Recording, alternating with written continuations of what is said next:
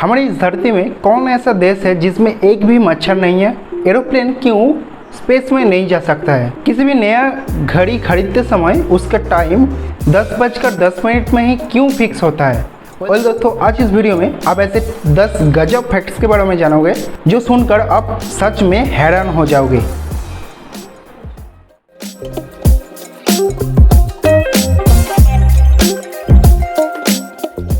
Fact number 10, क्या आपको पता है कि हमारे इस धरती में कितना सारा देश है? यानी total number of countries in our earth क्या है? तो अगर आपको नहीं पता है तो सुन लीजिए।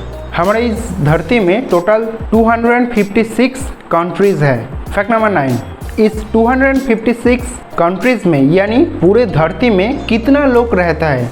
क्या आप जानते हैं? हमारे इस धरती में यानी 256 कंट्रीज में टोटल अप्रॉक्सीमेटली 7.67 बिलियन और 767.35 करोड़ लोग रहता है। यानी हमारे धरती का टोटल पॉपुलेशन है 767.35 करोड़ अप्रॉक्सीमेटली।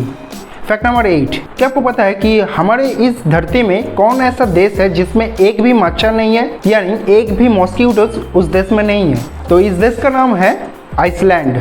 आप सोचो एक बार, एक भी मच्छर नहीं है, ऐसे कोई देश नहीं है।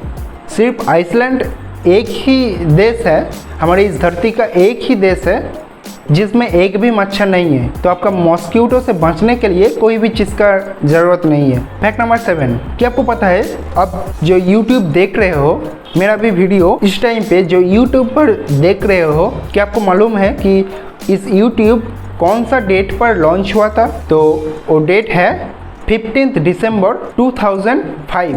फैक्ट नंबर 6, दोस्तों, आपने कभी सोचा है कि एरोप्लेन क्यों स्पेस में नहीं जा सकता? हमारे जो मून में और मार्स में सिर्फ रॉकेट ही क्यों जाता है? यानी हम स्पेस में जाने के लिए रॉकेट का ही क्यों इस्तेमाल करते हैं? एरोप्लेन क्यों स्पेस में नहीं जा सकता है? क्या आप कभी भी ये सोचा है? अगर आप जानना चाहते हैं तो ज़रा ध्यान से सुनिएगा। एक्चुअली एरोप्लेन स्पेस में नहीं जा सकता है, इसका पीछे 2 रीज़न है। पहला रीज़न तो ये है दोस्तों, एरोप्लेन हवा में उड़ते हैं बर्नौलीज रूल के अनुसार। तो दोस्तों, बर्नौलीज रूल के अनुसार वेलोसिटी इज डिसप्रोपोर्शनल टू प्रेशर। यानी जब एयर वेलोसिटी बढ़ता है तो प्रेशर कम हो जाता है। एरोप्लेन का विंग्स को कुछ इस तरीके से डिज़ाइन किया जाता है, ये उड़ते समय ऊपर का जो हवा चलता है वो नीचे के कंपैरिजन में ज़्यादा होता है, इसके लिए उसका प्रेशर कम होता है और नीचे कम हवा होने की वजह से उसका प्रेशर ज़्यादा होता है, इसलिए एरोप्लेन हवा में उड़ता है। ये तो था पहला रीज़न। और दूसरा रीज़न ये है दोस्तों, एरोप्लेन उड़ते समय जो फ्यूल इस्तेमाल करता है वो जलने के लिए बाहर से एयर एब्जॉर्ब करता है और उसको कुछ इस तरीके से बाहर करता है जो उसको एक थ्रस्ट क्रिएट करता है पुश करने के लिए, मतलब सामने पुश करने के लिए एक थ्रस्ट क्रिएट करता है। इसके लिए एरोप्लेन हवा के बिना नहीं चल सकता है, यानी एरोप्लेन स्पेस में नहीं जा सकता है। फैक्ट नंबर 5, क्या आपको पता है कि हमारे जो गजर है ना, वो ऑरेंज कलर का गजर वो हमेशा के लिए ऑरेंज ही नहीं था। एक समय हुआ करते थे जब वो ऑरेंज कलर का गजर पर्पल कलर का भी होता था। फैक्ट नंबर 4, क्या आपको पता है कि हमारे इस धरती में यानी टोटल 256 कंट्रीज में से कौन सबसे छोटा देश है? यानी which is the smallest country in our earth? तो यदि आपको पूछा जाए कि हमारे धरती में सबसे बड़ा देश कौन सा है, तो मुझे पता है आप लोगों में से बहुत सारे लोग जानते हैं कि वो है रसिया। लेकिन क्या आप ये भी जानते हैं कि इस धरती में सबसे छोटा देश कौन सा है? तो दोस्तों, ये देश है वेटिकन सिटी। ये इतना छोटा है कि आप इसका साइज से आप पता लगा सकते हो कितना छोटा है।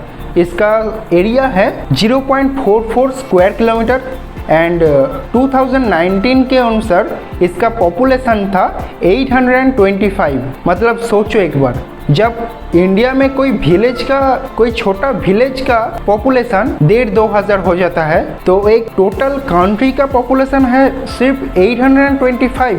दैट्स गजब। फैक्ट नंबर 3, क्या आपको पता है गाइस, इंसान और कोई भी एनिमल, इंसान या फिर कोई भी जानवर दौड़ते समय कभी ना कभी वो हवा में ज़रूर रहता है, लेकिन एक ऐसा एनिमल है, वन एंड ओनली ऐसा एनिमल है जो कभी भी हवा में नहीं रहता है, इवन दौड़ते समय भी कभी भी हवा में नहीं रहता है। तो उस एनिमल का नाम है हाथी यानी एलिफेंट। वो दौड़ते समय कभी भी हवा पर नहीं रहता है, उसका एक ना एक पैर ज़रूर ज़मीन पर टच रहता है। फैक्ट नंबर 2, गाइस, क्या बचपन में कभी भी सोचा है कि हमारे जो बाइक का और कोई भी कार का जो ओडोमीटर है ना, जो स्पीडोमीटर के सेंटर में रहता है, ओडोमीटर जो किलोमीटर शो करता है, अब कभी भी ये सोचा है क्या सब 99 हो जाएगा तो उसके बाद क्या आएगा? अब मान लो कि कोई भी ओडोमीटर 4 डिजिट को शो करता है, वो कुछ इस तरीके से कम करता है कि 0001, 0002, 0003 ऐसे करके 0009, उसके बाद 0010, फिर 0019 और ऐसे करके 0099 और उसके बाद 0100 ऐसे करके चलता है। क्या आप ये सोचा है क्या जब 4 डिजिट है 9 हो जाएगा उसके बाद क्या होगा? इसका अगला वैल्यू होगा 0000, क्योंकि इसका मैक्सिमम जो ये गिन सकता है वो 9 ही है। तो ये ओडोमीटर कुछ इस तरीके से काम करता है कि इसका हर डिजिट में कुछ व्हील जैसा कुछ फिट रहता है जो 0 to 9 तक गिन सकता है। वो कुछ इस तरीके से सेट करा हुआ है कि वो 0, 1, 2 ऐसे करके 9 तक चलेगा, फिर 0 हो जाएगा। अब आप समझ सकते हो सब डिजिट जब 9 हो जाएगा उसके बाद वैल्यू आएगा 40। फैक्ट नंबर 1, आपने अक्सर ज़रूर नोटिस किया होगा किसी भी नया घड़ी खरीदते समय उसका टाइम 10:10 में ही फिक्स होता है। ऐसा क्यों होता है? आप कभी भी ऐसा सोचा है कि ऐसा क्यों होता है? अगर सोचा है तो सुन लीजिए, इसका पीछे बहुत सारे रीज़न है। तो पहला रीज़न जो मुझे लगा कि ये सही है तो वो है इसका गेटअप के लिए, यानी 10:10 का एक अलग ही लुक होता है। इसका पीछे और भी बहुत सारे रीज़न हैं, जैसे कुछ लोग सोचता है कि घड़ी का जो इन्वेंटर है ना 10:10 में उसका मौत हो गया था, और कुछ लोग ऐसा भी सोचता है कि 10:10 में वो जन्म लिया था, यानी उसका बर्थ हुआ था 10:10 में। और कुछ लोग तो ये भी सोचता है कि घड़ी जब इन्वेंट हुआ था पहले घड़ी स्टार्ट होने के टाइम था 10:10, यानी घड़ी जब से चलना शुरू किया था, फर्स्ट जो घड़ी था वो जब से चलना शुरू किया था, जिस टाइम से चलना शुरू किया था वो है 10:10। और कुछ लोगों का मन में ये भी है कि अमेरिकन प्रेसिडेंट अब्राहम लिंकन, अभी का नहीं, जब घड़ी इन्वेंट हुआ था तब प्रेसिडेंट था अब्राहम लिंकन, उसका मौत हुआ था 10:10 में। ऐसे बहुत सारे थ्योरीम इसका पीछे है, लेकिन there is no definite and absolute reason for this fact.